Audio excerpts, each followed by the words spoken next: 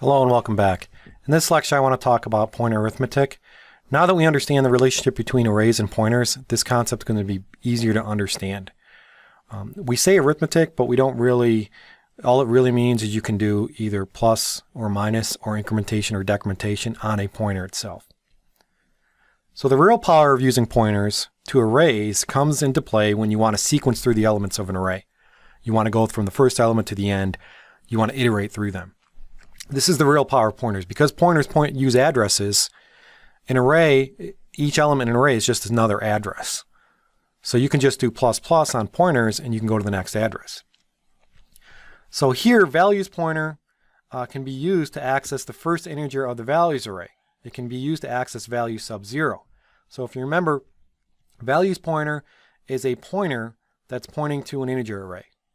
And we assigned it to the first element in the array by just assigning the pointer to the array name. We could also use the address of operator sub 0 if we wanted to. But when we dereference values pointer, because it's pointing to the first element in the array, it's going to give you the first integer in the value sub 0 array. If you wanted to reference value sub 3 via the pointer variable, all you have to do is add 3 to the values pointer and then apply the indirection operator to dereference it. So you could just do something like this. You can say values pointer plus 3 and then dereference it with the asterisk, and you usually put the asterisk outside of quotes to make it clear. But what this is doing is it's saying values pointer, which is an address of the first element in the array, it's adding 3 to it. And so it's going to actually add for each bytes for integers, it's going to multiply the bytes times the integers. But this is essentially going to point to the third sub 3, the fourth element in the array. So in the expression asterisk values pointer plus I, that can be used to access any value contained in a values array. So if you understand this expression, you can add anything to I and it will point you to a specific element in the array.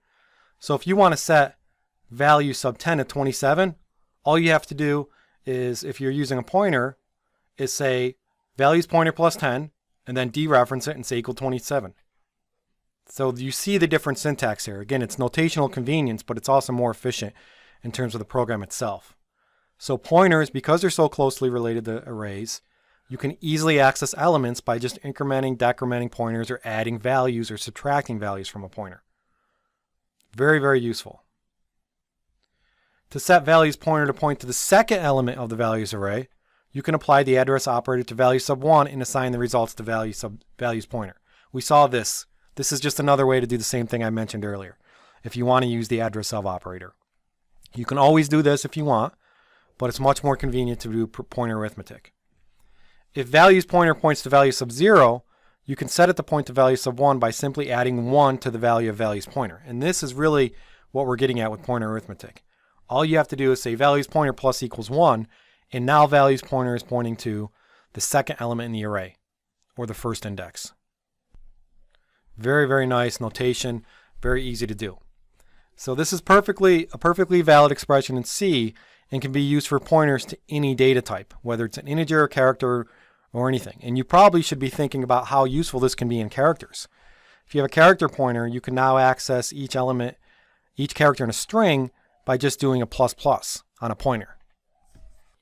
The increment and decrement operators, plus plus and minus minus, are particularly useful when dealing with these pointers because you will usually want to go from one element to the next and so forth. It's not as common to add 20 to it or minus 20 because you're usually going in sequence. So using the increment operator in a pointer has the same effect as adding 1 to the pointer. Using the decrement operator has the same effect as subtracting 1 from the pointer. So saying plus plus values pointer is going to set the values pointer pointing to the next integer in the values array. Minus minus should be values pointer is going to set the values pointer pointing to the previous integer in the values array. But you want to be careful when you do the minus minus because you want to make sure that you're at least in the array and you're not at 0. And the same goes for plus plus. If you're at the end of the array, you don't want to have any out of bounds errors. So make sure that values pointer, if you're decrementing it, it was not pointing to the beginning of the values array initially. Another example here where we're actually going to sum all the elements in an array. You see that we have an array sum function, and the function takes an array, and it also takes a constant integer as parameters. inside the function, we're going to create an integer. We're going to initialize that integer sum to 0, and we're going to create an integer pointer, a pointer to of type int. We're also going to create a pointer that's constant. So what that means is you can't change the address of it. It's always going to be array plus n, and it's going to be named array end. We're doing this because it makes our loop more efficient if we set it up to go to the array end and just look at the pointer. So array end is pointing to the address of the end of the array. We can say array, which is what's passed in, and then n is the size of the array.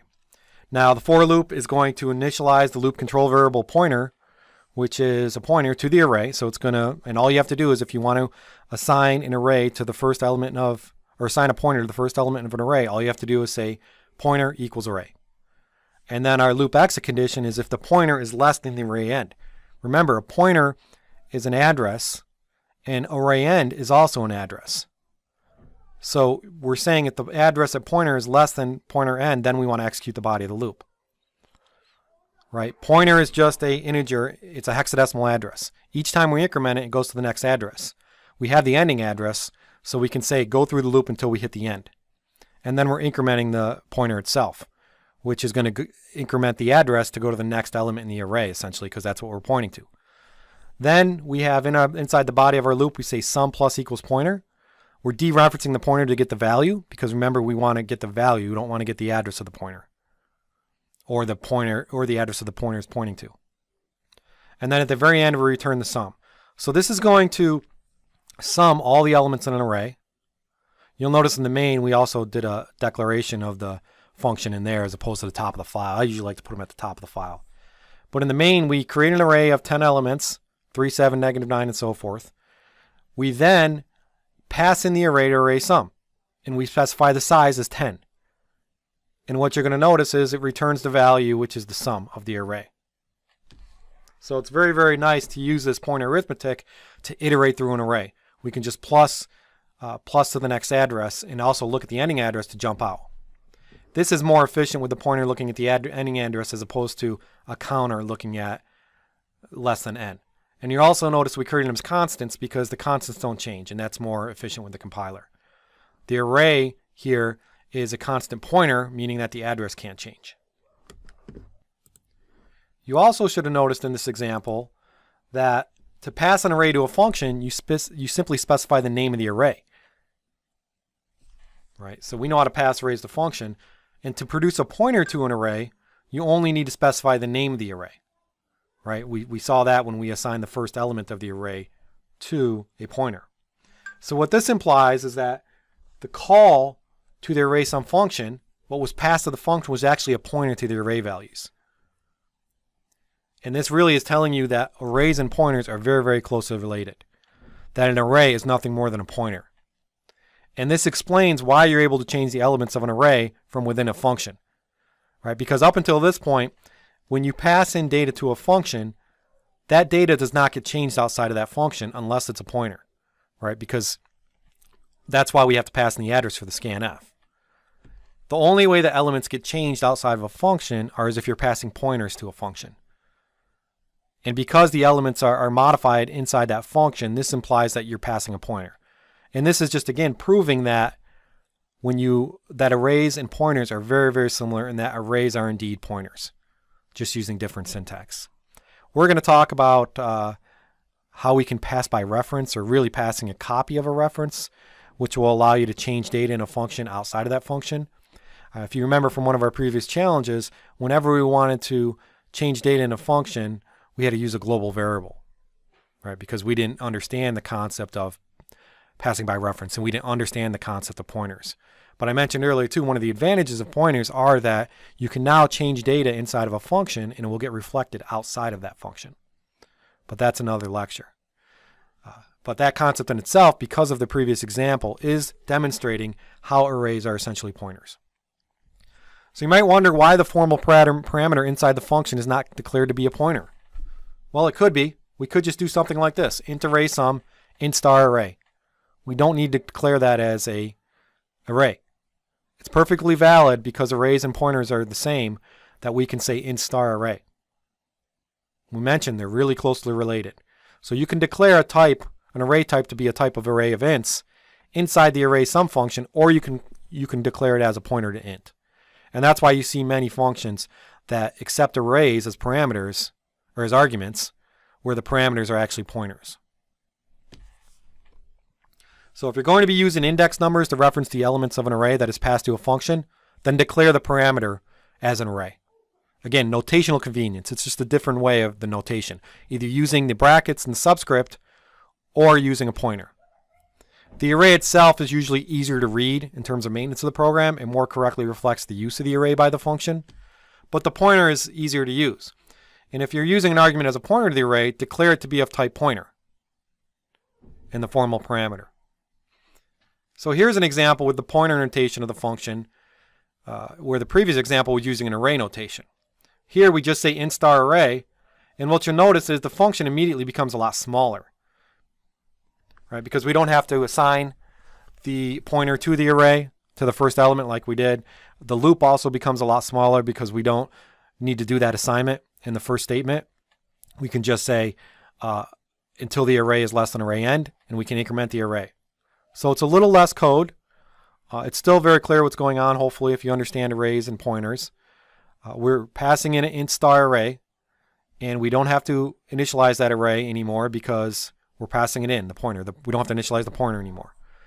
And then we're actually setting the address of the end of the array to a constant pointer, array end. We use that to jump out of the loop. And we just say sum plus equals star array, using the indirection operator to dereference the array again, returning the sum. And then the main function is exactly the same, except the declaration is now a pointer as opposed to an array.